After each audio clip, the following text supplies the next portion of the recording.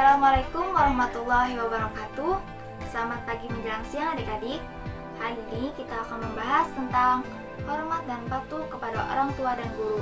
Nah, pembuka materi hari ini yang pertama ialah orang tua yang menyebabkan kita lahir, yaitu ayah dan ibu. Yang kedua, orang tua yang mengajarkan kita berbagai ilmu pengetahuan, yaitu guru, baik beliau mengajarkan kita waktu kecil ataupun waktu dewasa. Nah, yang ketiga, orang tua yang menyebabkan pasangan kita lahir, yaitu ayah dan ibu mertua. Nah, baik adik-adik, hari ini kita akan membahas dua materi. Yang pertama, Quran Surah Al-Isra ayat 23-24. Yang kedua, Quran Surah Luqman ayat 13-17. Nah, untuk pembahasan yang pertama ialah Quran Surah Al-Isra ayat 23-24. وَقَضَى رَبُّكَ أَلَّا تَعْبُدُوا إِلَّا إِيَّاهُ وَبِالْوَالِدَيْنِ إِحْسَانًا إِمَّا يَبْلُغَنَّ عِندَكَ الْكِبَرَ أَحَدُهُمَا أَوْ كِلَاهُمَا فلا تقل لهما أف ولا تنهرهما وقل لهما قولا كريما واخفض لهما جناح الذل من الرحمة وقل رب ارحمهما كما ربياني صغيرا. Nah, untuk penjelasan Quran Surah Al-Isra ayat 23-24, yang pertama ialah Allah memerintahkan kepada kita untuk menyembah kepadanya saja. Artinya, beliau melarang kepada kita untuk menyekutukannya ataupun menduakannya. Yang kedua, yaitu keharusan untuk melaksanakan ihsan atau berbakti kepada kedua orang tua, sebagaimana yang diperintahkan oleh Allah dengan cara bersikap baik dan sopan santun. Nah, baik dalam ucapan ataupun perbuatan, sesuai dengan aturan yang ada di Al-Quran. Yang ketiga, yaitu mencukupi semua kebutuhan mereka secara wajar sesuai dengan kemampuan kita, seperti mendoakannya selalu. Untuk sikap dan perilaku yang bisa diterapkan sebagai penghayatan pengamalan Quran Surah Al-Isra ayat 23-24 ialah yang pertama, selalu beribadah kepada Allah dan tidak menyekutukannya. Dua, membiasakan berbuat ihsan atau berbuat baik kepada kedua orang tua. Yang ketiga, membiasakan untuk tidak berkata buruk kepada kedua orang tua. Yang keempat, selalu berbuat baik dan berlaku sopan santun kepada kedua orang tua dengan rasa hormat dan penuh kemuliaan. Yang kelima, selalu mendoakan orang tua sebagai ungkapan terima kasih kita.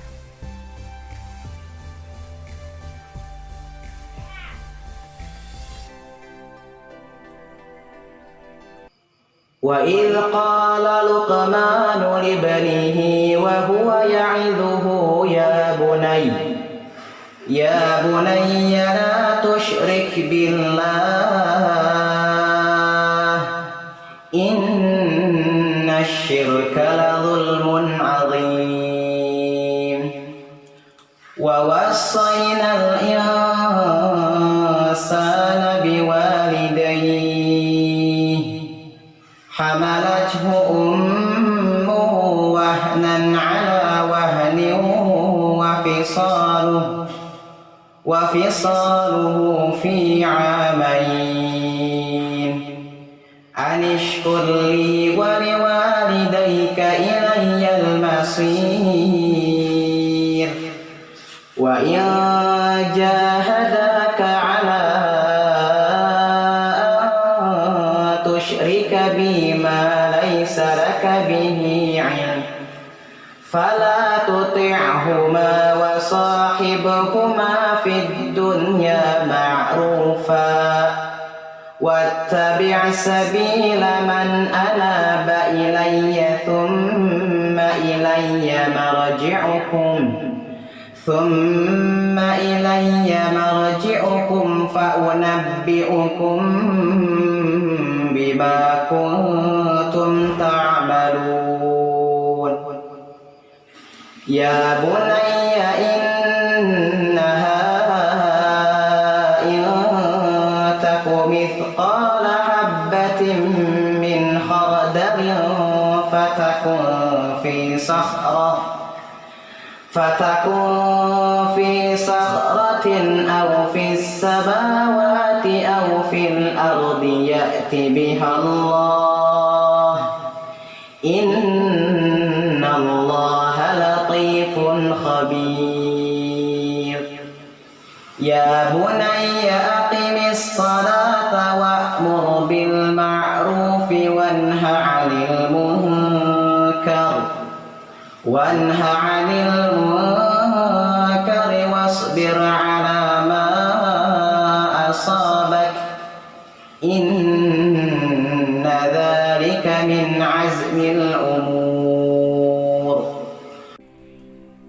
Penjelasan Quran Surah Luqman ayat 13-17 ialah yang pertama.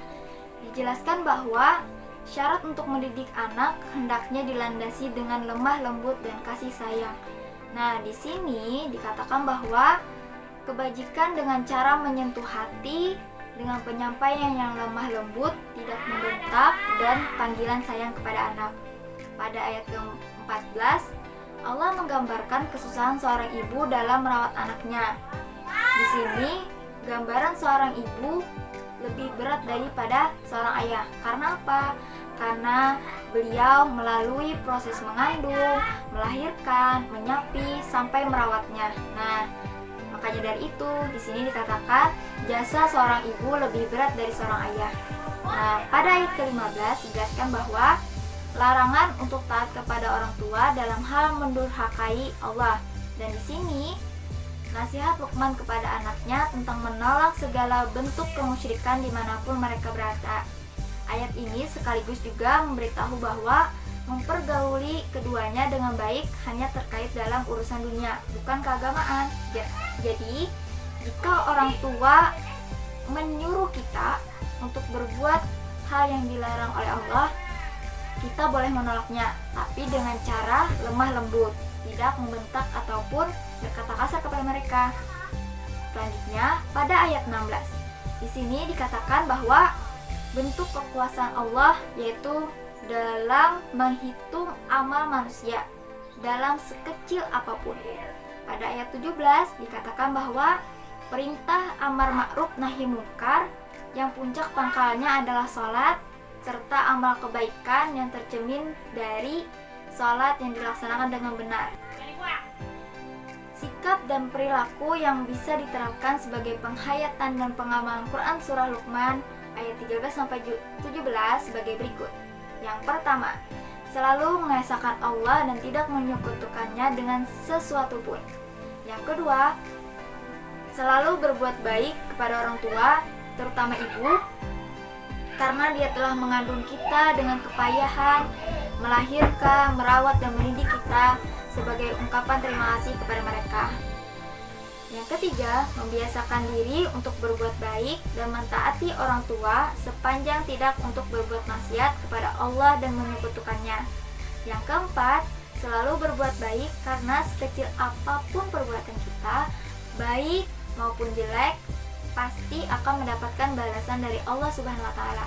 Yang kelima, senantiasa menjalankan sholat, amar ma'ruf nahi munkar, dan bersabar.